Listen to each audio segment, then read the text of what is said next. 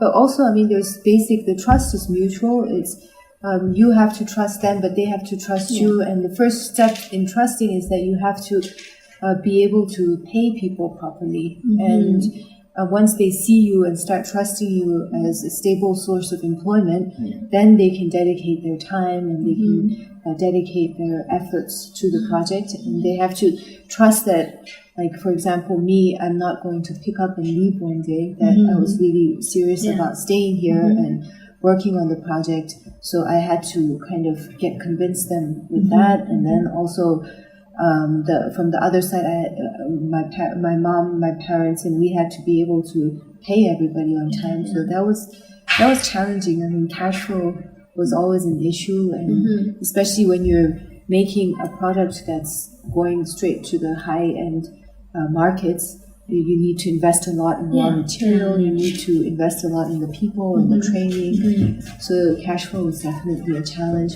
But if it's always like people have to see you as very strong, a stable source of employment, and then it works. Because at first there is a big investment for you and your family here. And do you both get some help from your friends at first? At first, we had like some help, like loans and things with low interest. And there was one particular foundation called the Lemelson Foundation, who was very, very supportive of our work. And they gave us a lot of like no interest long-term loans. So, and then every now and then they would give us grants as well. So that helped. But besides that, we were structured as a company, and so it was hard to be eligible for a lot of grants out there because people don't normally want to give to a company. They'd rather give to an NGO or something. So we were doing the work of an NGO, but we were kind of structured as a company because we believe that to be truly sustainable, there has to be a business involved, and we have to feel the pressure. The people working here have to feel the pressure of, like, if your product isn't successful, then it's not going to work. And once you have that pressure, then you work your hardest to make it possible. So that's how. That's how it starts. So how many stages you go on? It's like at first you have the cooperation with the LV. We worked a lot. Our first way was because my mother, she grew up in France, then she had friends and connections in Paris. So she would do a lot of working with agents over there, going to meet fashion houses, and I would be primarily here. And then what we would do is first we realized that we have this incredible product, but the price was quite high because the raw material and the labor costs were high.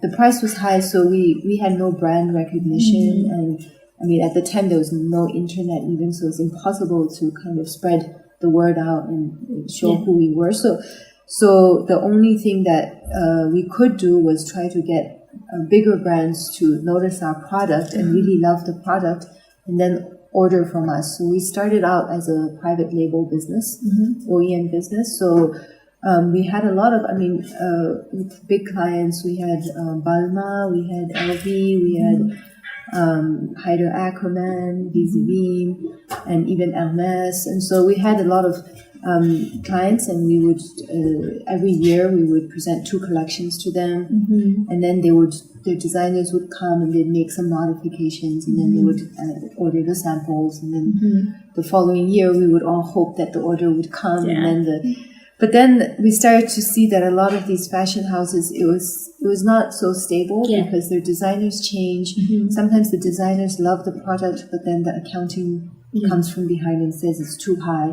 And then the euro started to fall, and then so it wasn't very healthy to have a business where all your income was in euro, but your expense was in RMB, and RMB was going up. And here over in 2012 and 13, it's just living costs started to go up a lot, and salaries started to go up a lot. So we had to, all those were the challenges. So we started to see as early on as 2012 that we needed a strategy going forward that was more direct sales to our brand. So at least eventually your own company is in your hands. It's not so much that if a company is not successful, then we don't get the order. So it's too dependent on the success of another company. So we started to think we needed to take things in our own hands. And we thought we have an incredible story and we have an incredible product. And so we needed to work on communicating that. And we wanted to become the bridge between the consumer and the people, the artisans who are here.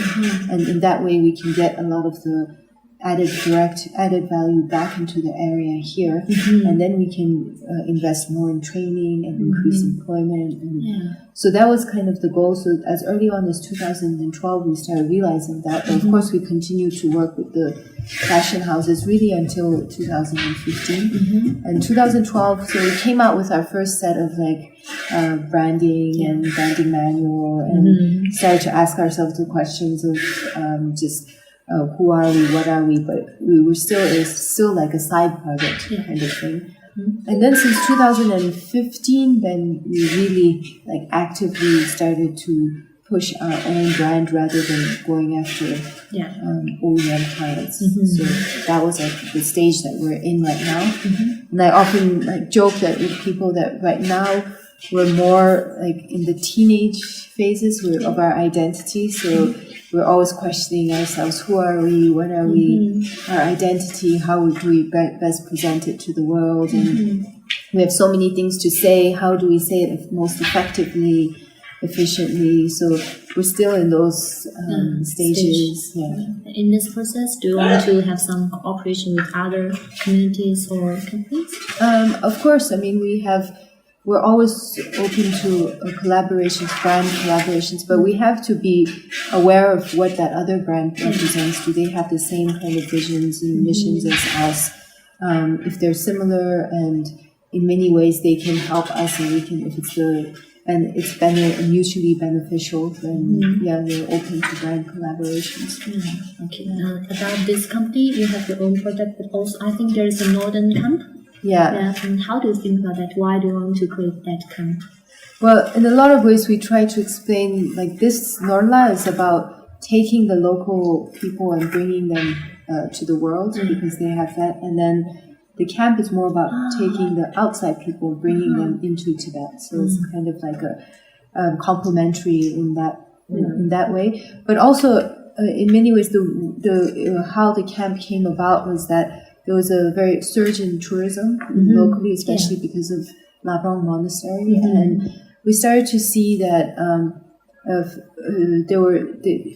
very easily things can turn into mass tourism here, and when you have mass tourism, then a lot of the local people tend to fall through the cracks, and they don't necessarily get all the benefits of the tourism that's happening. And then also we wanted to introduce ecotourism and showing that you can do things that are small and that are of high quality. The same kind of concept that exists with Norla products is in Northern Camp. It's more on an experience level, but you don't need thousands and thousands and hundreds of people to come, but you can have people who come who really appreciate just really kind of feeling the community and being a part of the landscape. And so we wanted to focus more on quality, less quantity, and then become an example to local Tibetans around that you can do it too. And it's not a foreign brand that has to come in and build a hotel and you become a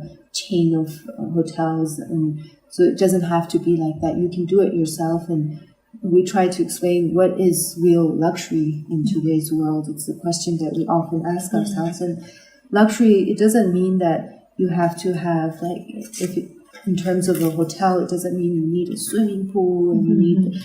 It's luxury is what's rare today, and what's rare is fresh air and being close to nature and feeling, spending this time with yourself away from all this noise and gadgets and just the rush of everyday life. And that's what's become luxury, because anything else, I mean, a very comfortable environment and all these things are available anywhere you go in any big city, but what's not available is just this, and what's you just being the essence of being a nomad and experiencing that's what is a luxury. And the essence of being a nomad is how close you are with nature.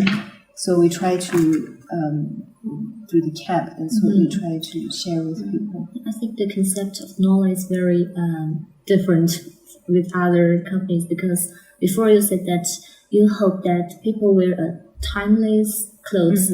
I think other companies want people to change clothes so that they can sell them. And so how do you think about that? It's a challenge. It's a challenge because we need people to come again and buy again as well. Otherwise the business would stop. But at the same time, we're very conscious and aware of how much garbage there is in the world and how much cheap clothing. I mean, I have this problem, especially with my children. I have 3 children, and they grow so fast, so you don't want to buy very expensive clothes because they're going to grow out of it.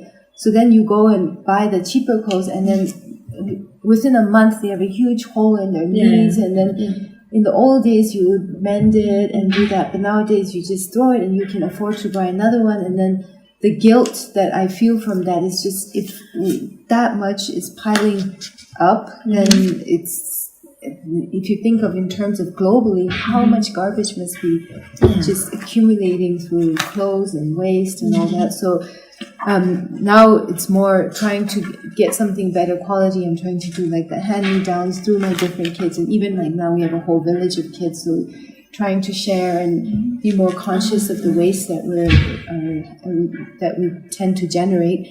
And with Norla, it's the same. What we do is our products are of good quality, so that means that they would last a long time, and they're very classic, the design, and they're very timeless. But even if through one person we would love them to become a regular client and come back, but it doesn't mean that they would throw away the thing that they bought, not like my children's clothes where it has a tear and you have to throw it away.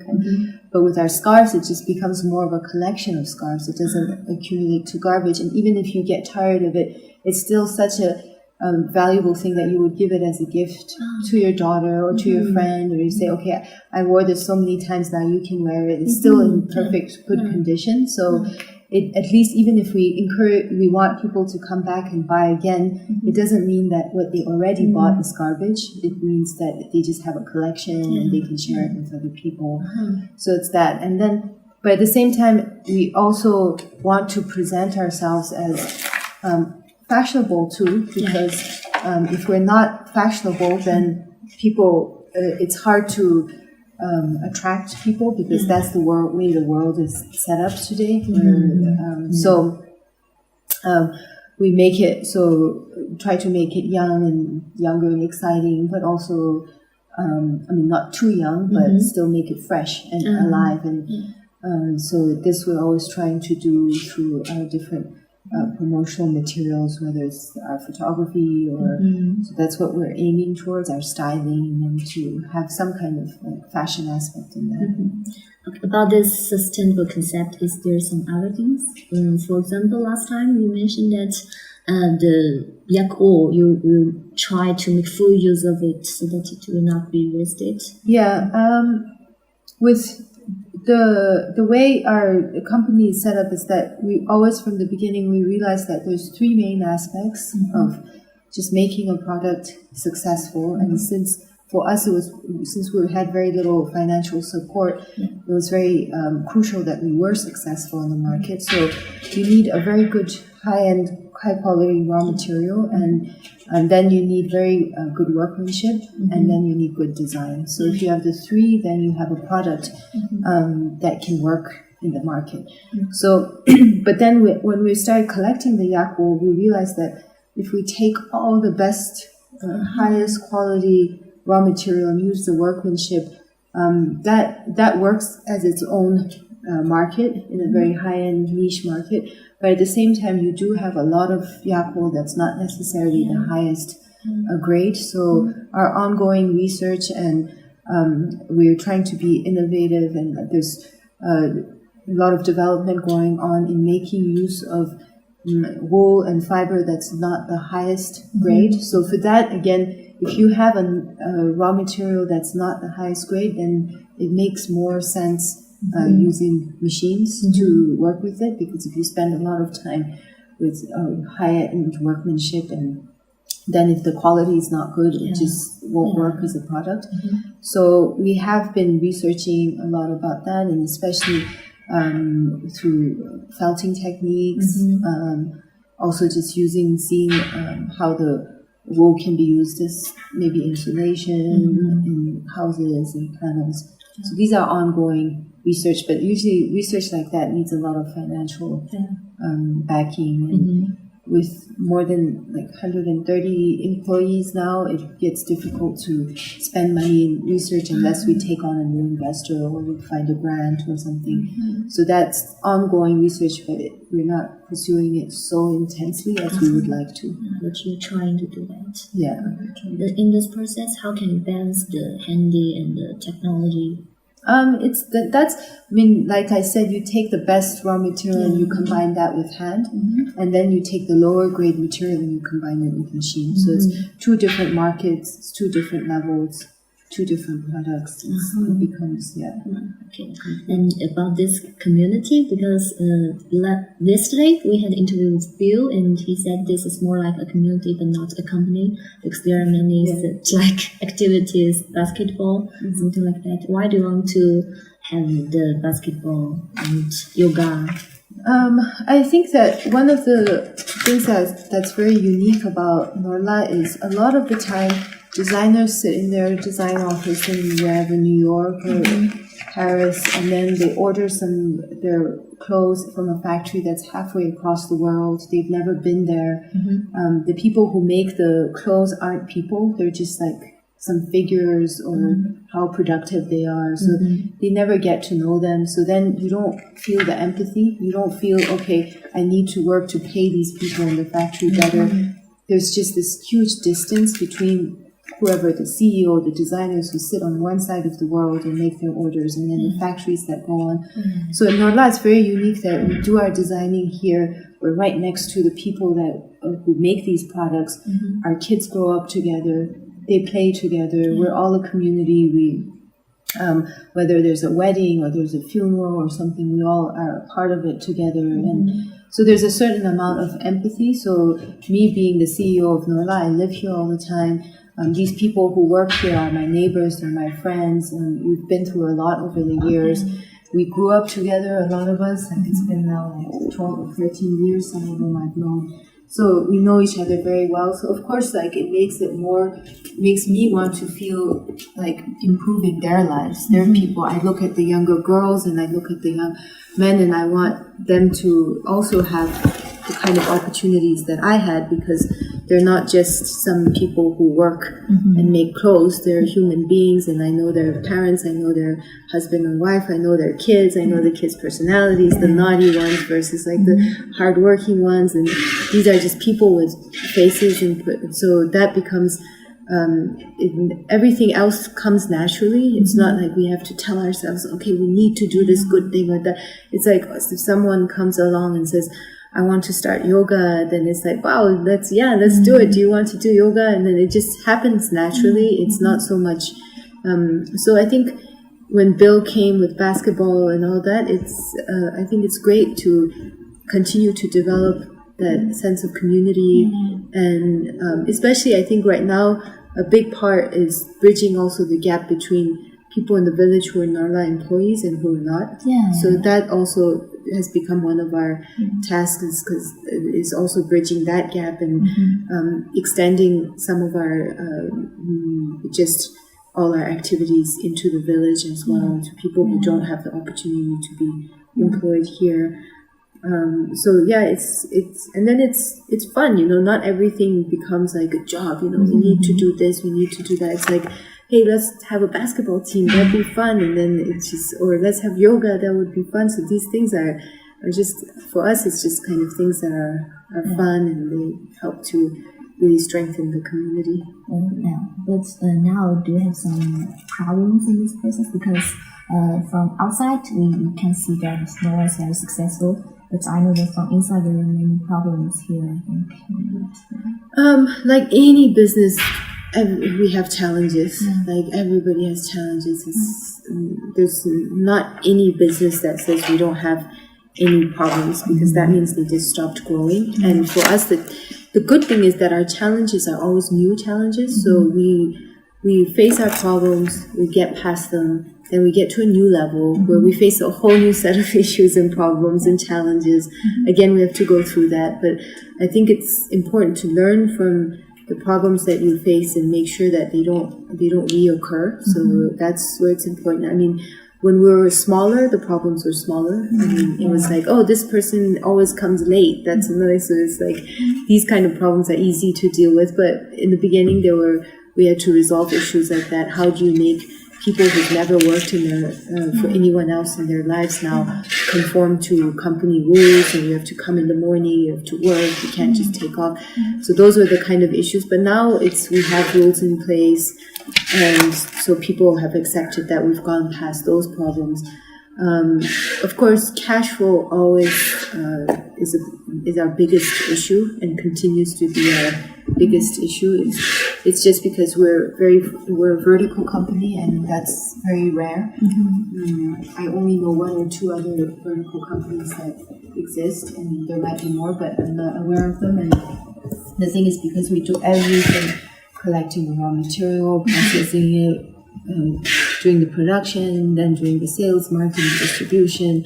It's just an incredible amount of work. So other people can just buy products and then sell them, and they don't have to worry about the production and giving more work and doing that. So that's having that whole balance between the sales and the production, and making the whole system work without having anyone else to really learn from, and having to test everything yourself is a problem. Human resources is a huge problem, because largely everybody who comes here, we have to train them.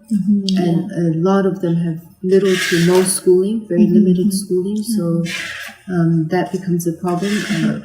In the beginning, when we were private label, it was better because you could train them. They had very good coordination, so you could train them in weaving or spinning. But now we've come to a new level where we need more administrative work, especially when you start entering sales. You're like talking to very high-end clients who can afford to buy like a 2,500 yuan scarf. You have to know how to speak proper Chinese with them or proper English with them and communicate with them. So those kind of things have become our new level of challenges. How do we train people to get to these levels? How do we get the right kind of outside people who come in as experts and train our core team here? So those are the kind of growing pains and the challenges that we're facing right now. Okay. I just had a question that before you mentioned, why do you think you should bridge a gap between the people in the NOLA and the people in the village? Right now, when we first arrived here, there was a point in 2010 where we needed employees and people didn't want to come work. So we had to actually go out and ask each family, do you have someone who can work at NOLA? It was often, no, I want to go in the summer, go pick caterpillar fungus or do construction work. We don't have anyone. So finally, we collected like the core group of people that we have today. And if you look at our employees, most of them a big percentage have been here for like 5 years and over. So there are people who came to us when we really needed employees. So, and then that was a time where we were still growing, so we couldn't necessarily pay we still paid interesting salaries, but there was so much, like the price of meat went up. All of a sudden being a nomad was more interesting. People then, the caterpillar fungus and all these other prices went up, so people started to see other opportunities. They wanted to go for that. They didn't really want to. They thought, okay, NOLA, all year round, I don't know if I can do that. And there was a lot of hesitation. So we took the people that wanted to join us and who we gave them all our training. And then when we reached a certain level, even though it was difficult for us, we thought, okay, they gave us 5 years of their dedication, and now we're going to increase their salaries. So we didn't do a sudden increase, but the increase came in gradually, and then like outside the market, it was very capricious. The meat would go up, but then it would go down, and then the animals would get sick, and you had all these challenges that nomads normally face. And then people looked at the people who were working at Norla, and they saw that, okay, they don't have to worry. They just come in, work, you get paid at the end of the month. You can plan your life. It's not a risk. And they started to see it as a very stable source of employment. And then the people who had been with us for 7+ years and who'd managed their finances properly, they started fixing their houses, buying a new car. Even the way they dressed became more conscious, because now they were coming into a place of work. They started to get more exposure as different people came here, like people like Bill, and we have another Andrew, and other expats who came here. The younger people started to get more exposure, which meant that they started to get introduced to concepts like yoga, taking care of yourself, your health, the importance of good nutrition, and those things started to happen. So after a while, it's like almost you would walk through the village and you could, if you saw someone, you could tell, are they Norla or not Norla, just the way they were. And I think that this happened naturally, but also in many ways it was a sudden change, because over 10 years, this new middle class group of people in the village came, and it's a small population, so it was apparent. So then people who weren't involved, and some of them started to feel a little bit like spiteful or jealous, and there's always those kind of, in any community, there's that. So there were issues like that, and then the village would make the village heads like trying to make everyone happy. They made suggestions to us like, okay, every 2 years you change your employees, and everybody gets a turn to become a Norla employee. We said we can't develop a business on that, and so these were just suggestions they made. But we said, we're sorry, we can't do that. This is a business, and it's not a grant, and it's not. We're really dependent on the success of this. We're dependent on our skilled weavers. We can't just be. And so they understood over the years, and we, from our part too, we made an effort to just in places that we can, like just basketball and different activities, and trying to open the doors to people in the village as well. And so and then building good relationships with the monastery, and so we try all these community efforts as well but often I have to always remind them, Norla people are Ritoma people as well. They start to see as Norla is Norla and Ritoma is Ritoma. It's like, no, Norla people are Ritoma people. They are. So it's, so is this better now, the relationship between Norla people? Yeah, it's like I think it's better. Like most things, everything works in a curve. Like there was tension building. I think 2015, it was kind of, 2016 was the peak, and then people accepted it. We explained our part. So now it's kind of calming down, and I try not to, like any small village, there's so much gossip and talk, and I try not to listen to everything, and if it's important enough, somebody will bring it to me. Okay. In the future, if you have enough money, do you want to maybe set some other activities or some equipment with the Ritoma people, the other people who were not in Norla?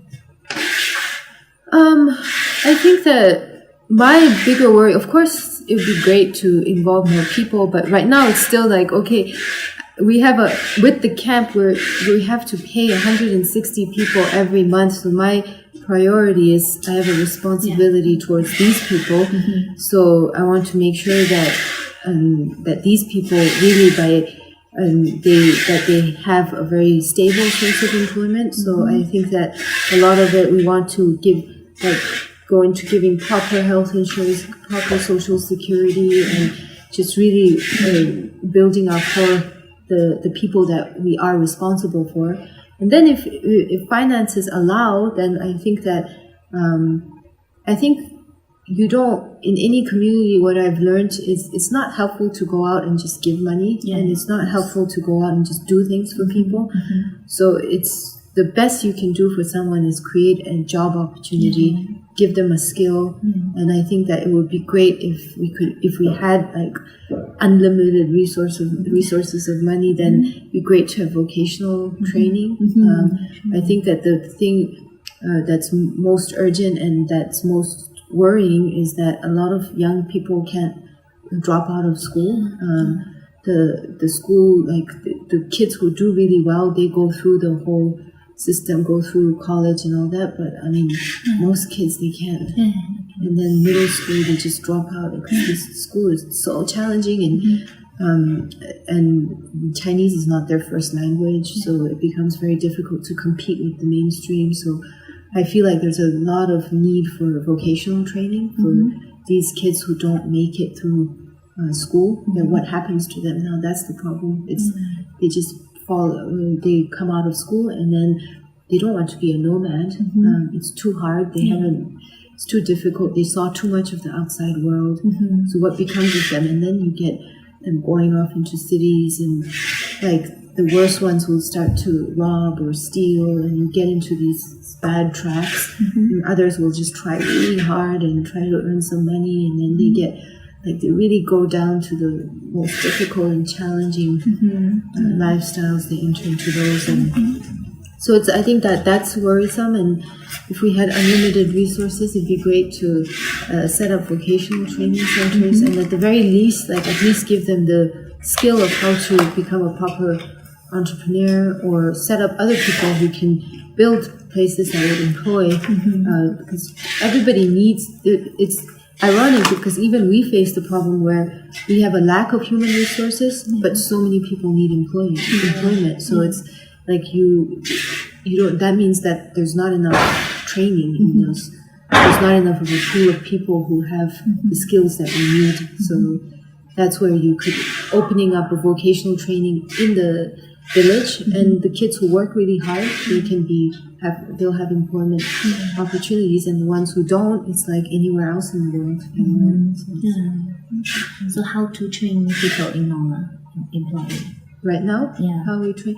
Right now, like the past 2 years, we really haven't added new employees. So a lot of the training has to happen on the job.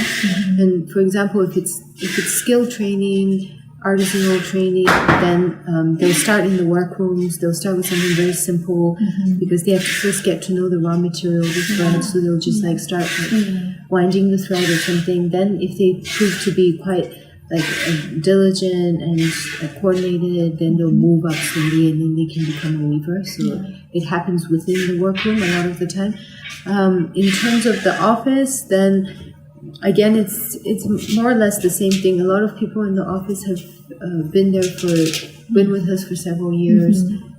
First of all, they need to really know the product because we have so many different products, the names, the English names, and I think that the biggest thing is from our side and my side and my manager's side is we need to have very clear job descriptions, and so that it's like, okay, this is your job, this is what you will eventually be responsible for, these are the things you need to learn and do. So it's being very organized and being very clear about what they need to do, and what each person's responsibility is, and how you can work together, and if you have a challenge, who you can go to.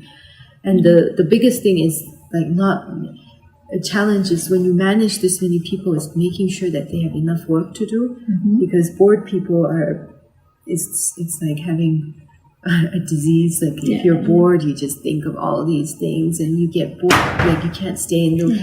So it's making sure that everybody is always like excited, challenged, and bringing that energy into the office and into the workrooms and having meetings. And right, if you have that, that's like, otherwise if you're bored, even if you get paid a lot, eventually it becomes difficult to come into the office and go through the day. So for us, and that's where Bill is helpful too, is we need to get that energy from the office into the workrooms, and people need to be inspired and excited and have deadlines. And it's so that's challenging because like even if things are difficult, you still have to come in and push people. And so how do you push them, give them this enthusiastic to the work?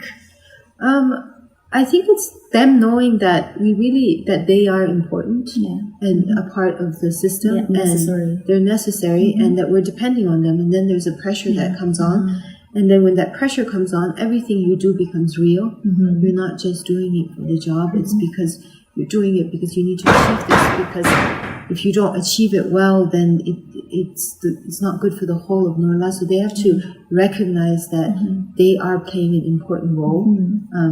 It's not they're coming in, clocking out, and going out.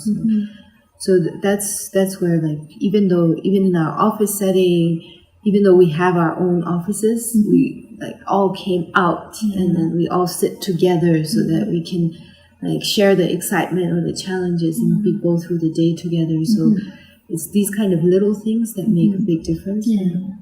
Yes, I think it's interesting. So, who will design these products in these 10 years? These 10 years, first, it was my mother did all the designing.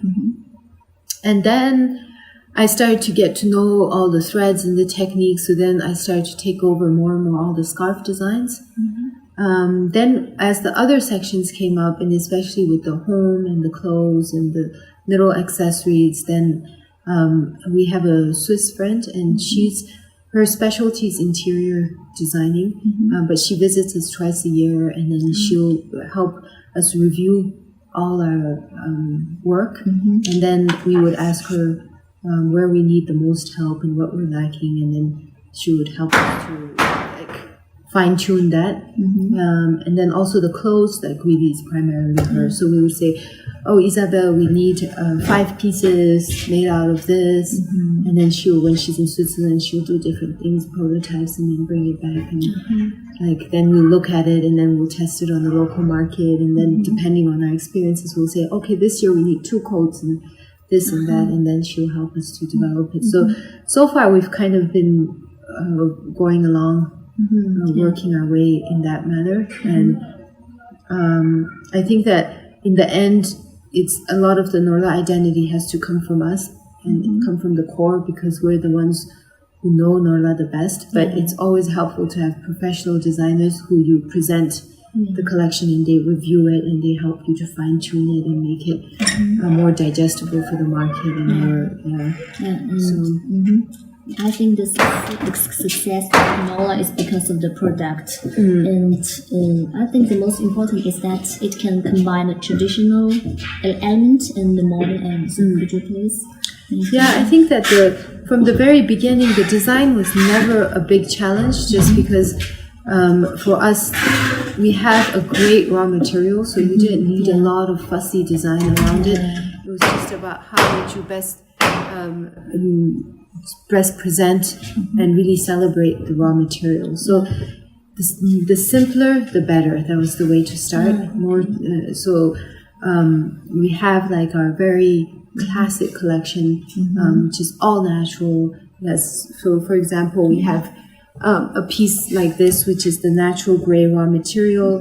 The weave is incredibly classic. There's no pattern on it.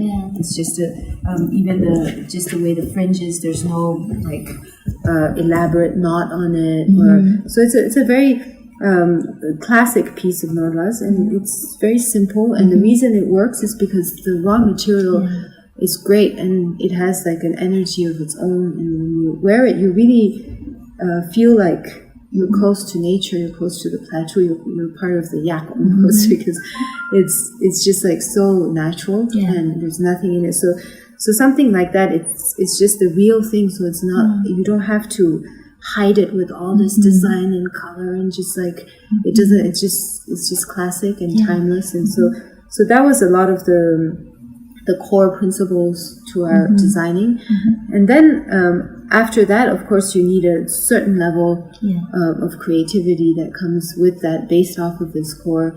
And then that's where we started to think, okay, what are the things that it was very important that our product works on the market, and what our market is very international. we had people like in Beijing and Shanghai, but we also had people in Paris and more cities in Germany and Switzerland, and also from New York, and even from the West Coast in the US. And so it was just like incredibly international. So we needed to think of products that people would feel comfortable wearing. So how do we communicate and take a part of the plateau and present it to them without making it so traditional that somebody feels like they're wearing someone else's culture or they're trying to be someone they're not. So the way we did that is going back and thinking about what is the essence of being Tibetan and what is the essence of being a nomad, essentially. And it's the same with what I was explaining with the camp. The essence of being a nomad is your closeness, is the closeness they have with nature. So it was taking that essence and putting it in the scarf, and then like sharing that with the people, and they could share it in a very subtle way where they don't feel like they're trying to steal someone else's culture. It just becomes a part of them. So it's even if this, you just feel the yak, you feel the energy, you feel how natural it is, and in that way we've given something very Tibetan, a very nomadic experience, and we've shared it with them. And then with other things, even when we went into color and patterns, it's always about that same core principle. And something like this, it's one example of the different types of colors we did, but one of the things that is very unique about the plateau is just the intensity of color, and just the altitude makes it the sky so close to you. And sometimes when you travel, and it's just even in winter, especially in winter when the air is so thin, there's just like this like very deep blue, and the sky sometimes just feels like a ceiling. It's so present. And so this is, we called it a winter sky color, and it's trying to get that very like the blue of the plateau sky, and then sharing that with the world, where you still have the yak, you feel like the quality and of the animal and the closeness to nature, but you also have an aspect of just that color and that richness that comes with the plateau colors. So that's kind of like the way we try to get our communicate a part of being a Tibetan, being a nomad, and putting it into our designs and our products and sharing it with the people out there. So it's very subtle. Could you also please introduce some patterns? So then the patterns, of course, we have different patterns on scarves, and a lot of it with the scarves is about textures, different textures. But recently we had a new section that opened up, and it's taking the traditional Tibetan know-how on carpet weaving, and Tibetans have a very unique way of weaving carpets, the hand knotting that they've been doing for centuries, and it's done in central Tibet, and there's a very special sheep wool that comes from like the Changdang area, and so we went to source that sheep wool. We took some aspects of some parts of yak wool, also the lower grade ones, and then we combined these two together and came up with like a gradient of colors that are all natural, and they all kind of, depending on the different mixes of yak and sheep, you get a nice mix from white to brown. And then with still keeping the essence of it, keeping everything natural in the carpets, we went into pattern and texture. And then again, it's taking parts of where we live and the plateau and incorporating them into the design. So we have one here that's a carpet. This color is from it's 70% sheep, Highland sheep wool, and 30% yak wool. And here the carpet, you're supposed to look at it from top down, and it's called yak on the move. So these are all herds like moving along in rows. And then, so it's that, because when you look at a carpet, a lot of the time, of course, you're looking at it from top down. So it's just allows you to think and interpret it and feel part of this of the plateau in the design. So there's again, it's part of that. It's using texture, and so it's not like lots of colors and lots of patterns, but it's done through texture and just using the natural color. So this is one, and then this shows more of an example of the different gradients of color that we've used.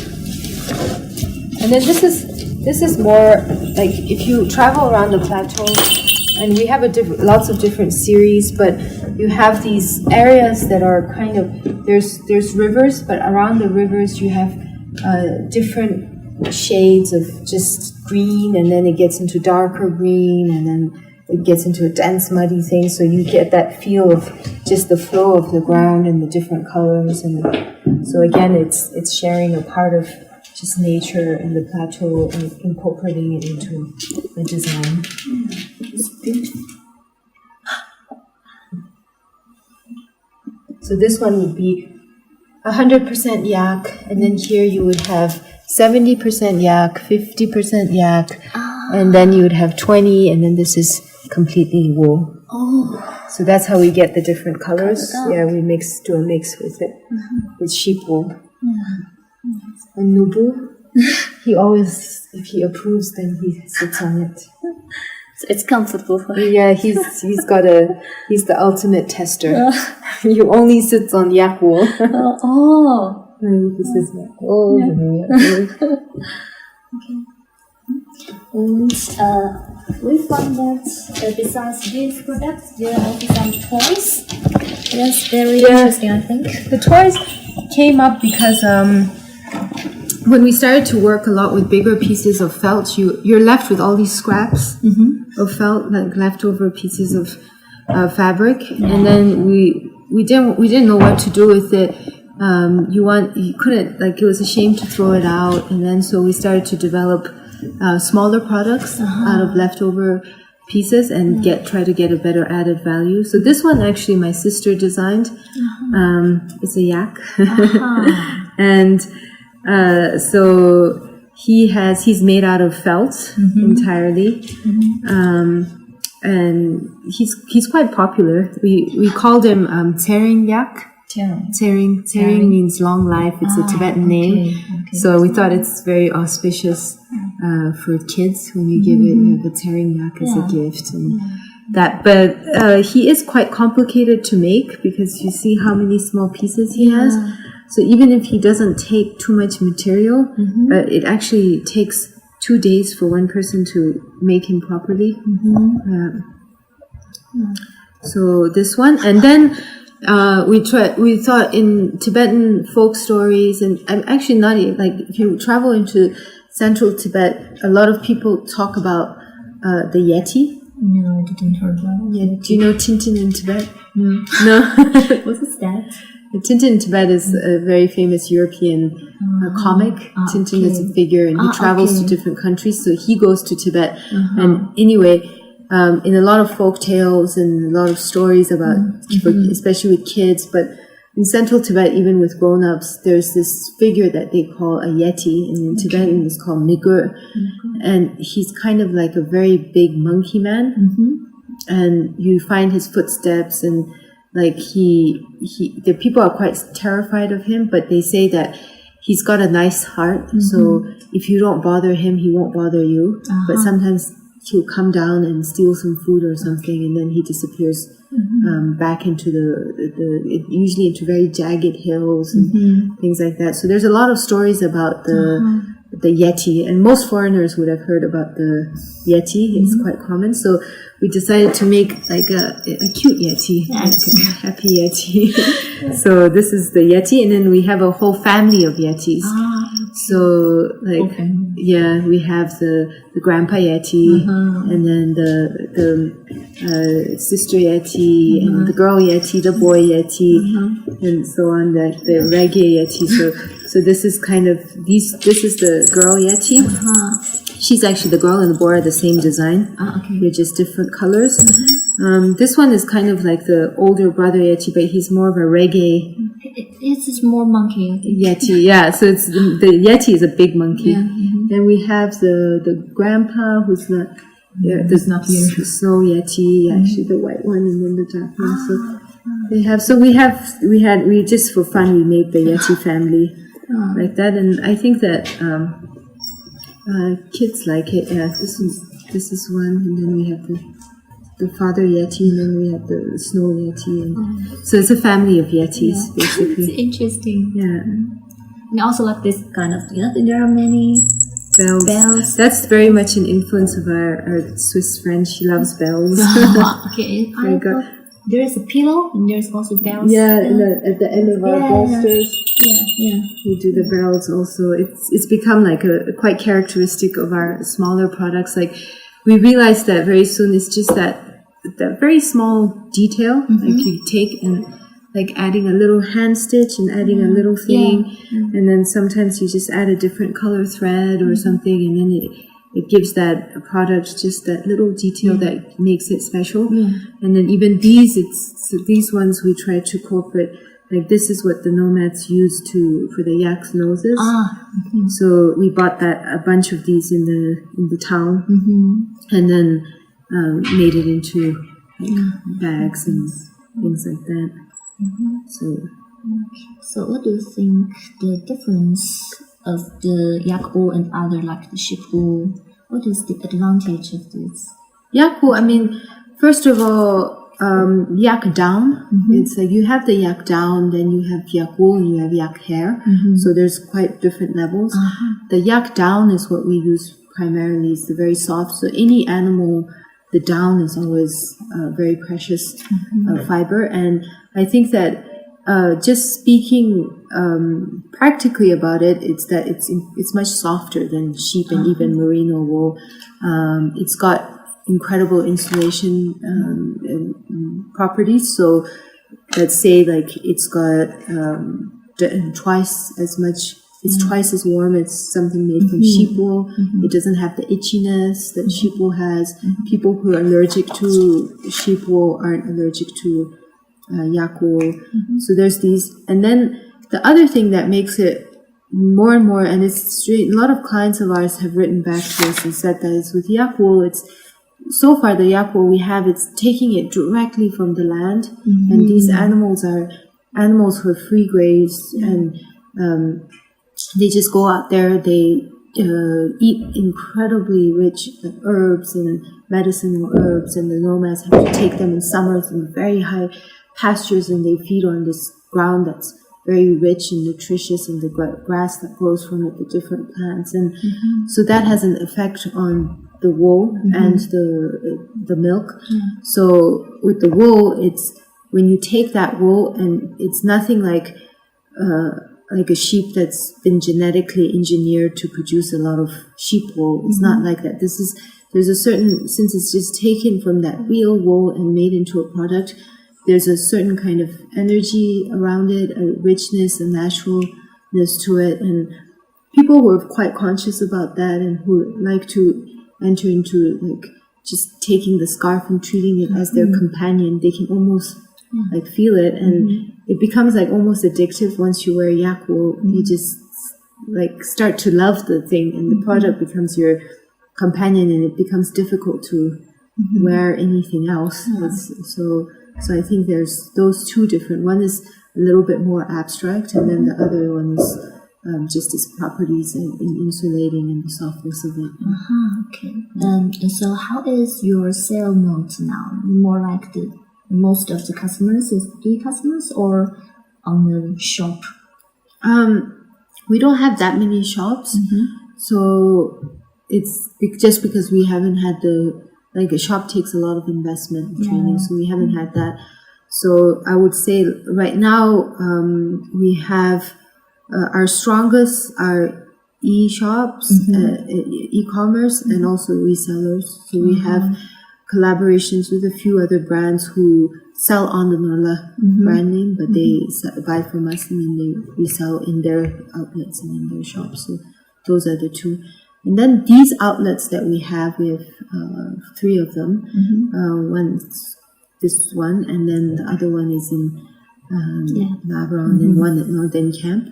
The 3 of those, like during the summer, they do quite well. So it's good too. So they're more like to exhibit or to sell most of the products. We sell here. You have a much better selection because you have the online selection, which is at the retail price, and then you also have like a selection of just products from the previous years, just different tests, unique pieces, and we sell them at much more discounted prices. So it's here people who know the brand often come to shop because the prices are more interesting at the outlet level.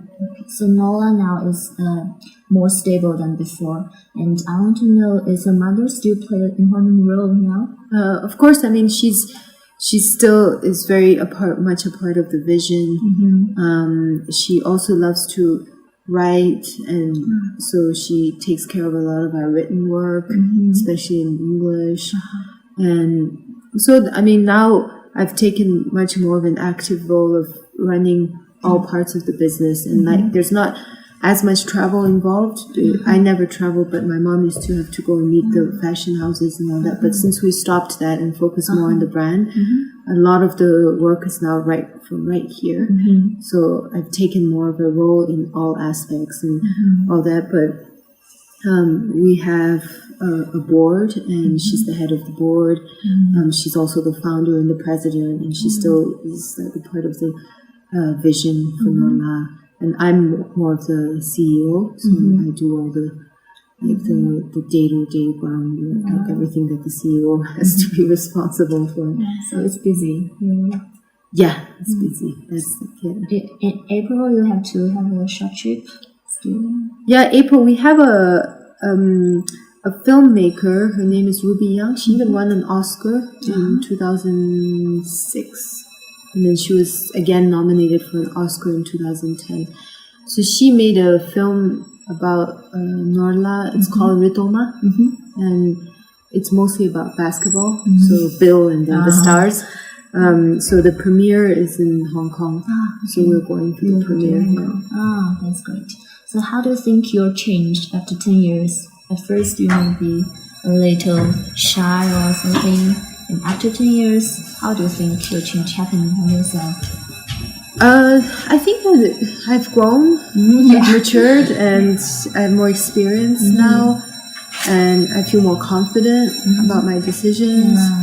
And so I'm also not as like anyone who with any job, if you work at it long enough and you mature as a person, so I think in that way, And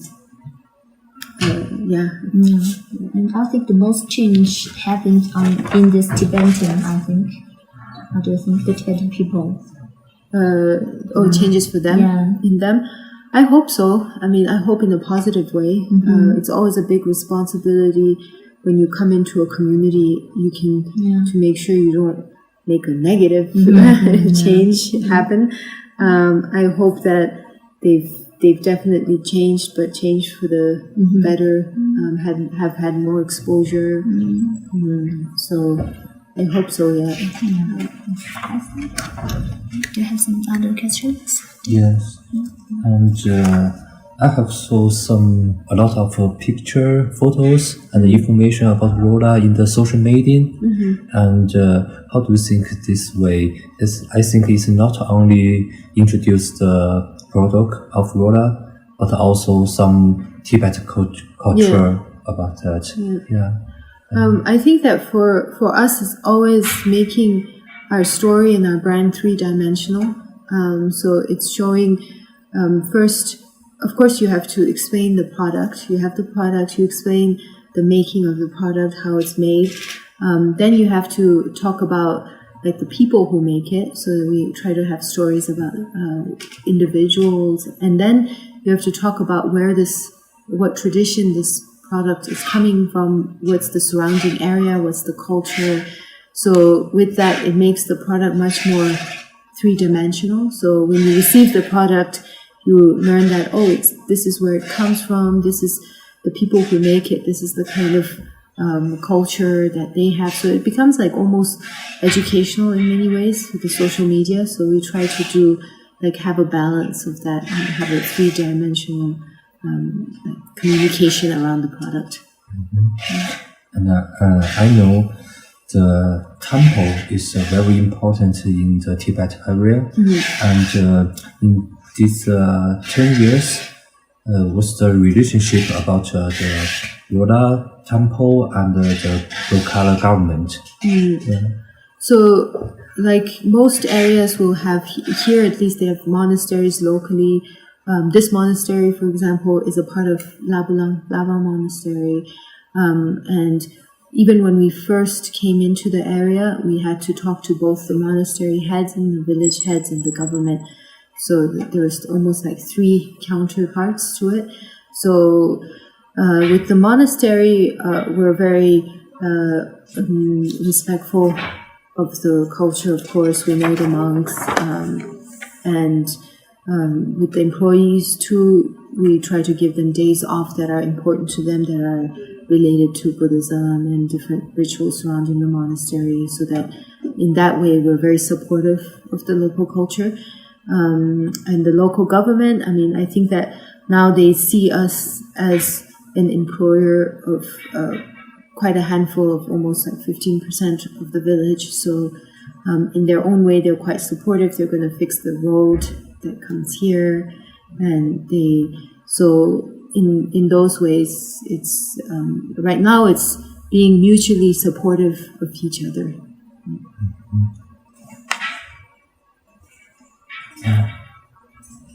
What do you think the future of your dream community of NOLA is? Yeah, and when I was younger, I used to have like these big dreams of like, okay, NOLA in every village and this, and now after 10 years, it's like you start to realize that if you want to do something well, it takes time.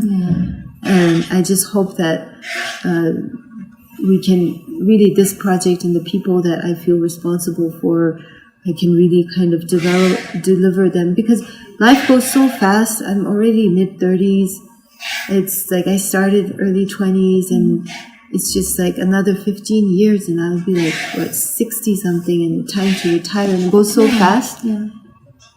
50 something. 60 to retire. No, maybe not. But still, it just goes so fast, and then you just hope that you do something that's very stable. You don't want to do something that's big, and the minute you step out, everything falls. So now our focus is much more about building a very strong foundation, something that really is pure, something where we can really keep our integrity as a brand, so that it doesn't become something where we say, oh, it's natural, it's made here, it's this, but actually we're producing it in a big factory, and like we want to really keep the brand integrity and build a strong foundation. And to do that, it's not easy, and it doesn't happen so fast. So we're hoping that at least if this project can become very sustainable, very profitable, the people have very good lives out of it, it would become a source of inspiration for other people to also start the same thing. And it can almost become like an example, and we can put together like a framework of how what the steps you take are to achieve these things, and it will inspire other people to do the same. So that's what I hope for in the future. After you retired, do you think there will be someone who can take over on the? I think so. I definitely think so. It's quite that's always been like the first, at least every year I try to not be doing the same thing. So it's like I'm doing something, I'm learning, and then I pass it on to someone, then I go to the next step and learn, and it's like it's continually developing. So it's human resources is always a challenge, but I think that that's definitely the goal, is that it can start to run, and there'll be people. And like, I mean, when I first came here in 2004, in the village, I walked around and I took some pictures of kids playing, and 10, 15 years later, like a bunch of those kids are employees. So that's so we have all these kids. They're gonna like they would have grown up with Lola. So hopefully they can take over. But I think about the human resource, because NOLA now is actually famous. I think there will be many designers who apply for a job here. Yeah, there are. This year we try to, because again, you have to know the person that's coming. You need to be able to manage that many people coming from outside. This year our focus is on communication, so it's about really coming to a point where we're effectively communicating who we are and all that, like what we were talking about, that 3D kind of communication method. So this year we, for example, have at least 7 people who are coming for different lengths, periods of time, and a lot of them are around photography and videography, to make short videos that communicate, whether it's like a story about a person, or it's about the making of a product, or it's about like the community, like just one of the local festivals, or just something. So we have videographers coming and photographers to teach more technical aspects of photography to the team here. So we have different people coming, and then we line them up, and That's better. it is. Yeah. And now, how many departments in the Rola? What's the structure of this plant? Right now, well, we have our production section, and then the production is broken down into 3 main sections. We have the weaving, the felting, and the tailoring. And then we have our sales and marketing team, and then we have our sourcing team, so it does all the raw material sourcing, and then we have our accounting. So these are the main.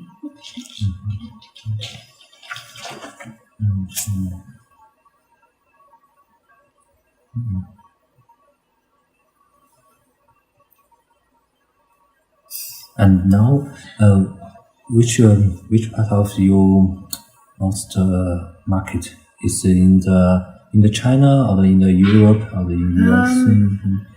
I would say that it is, over the years, slowly now it's becoming China, where we have quite a strong, actually in Germany, like we have a lot of, like our e-commerce clients are mostly from Germany, then Switzerland and France also. In New York, we're in a showroom, and we have a presence there. China, the population is so big, and we are in China after all. So at the end of the day, when the Chinese buy, it's a lot more buying power. And I think a lot of it's also influenced because if you're selling in Europe and New York, then it makes you more popular with the Chinese people. And it's also nice because it's, for us, it shows that a lot more the people here are also aware of good quality products, and you have that, because the population is so big, you always have that group of people who are quite conscious of those things, and we're starting to get our following here, and that. But I think it's our presence in the foreign market is what legitimizes us for the domestic market. So we always going to establish the brand outside and continue to do that, and then the Chinese market happens itself too. 目前的生产效率是不能满足这样的一个市场，和未来的一个大的市场的话，你想是怎么去应对，扩大规模和是？ In future, is more and more people buy the product here, and we will employ more people. And now, can it meet the requirement of the market? In terms of production, right now, yes. Yeah, we still have a bigger production capacity with just this workshop, so we're still fine. In the future, I mean, definitely, if the demand from the market increases, then we can employ more people.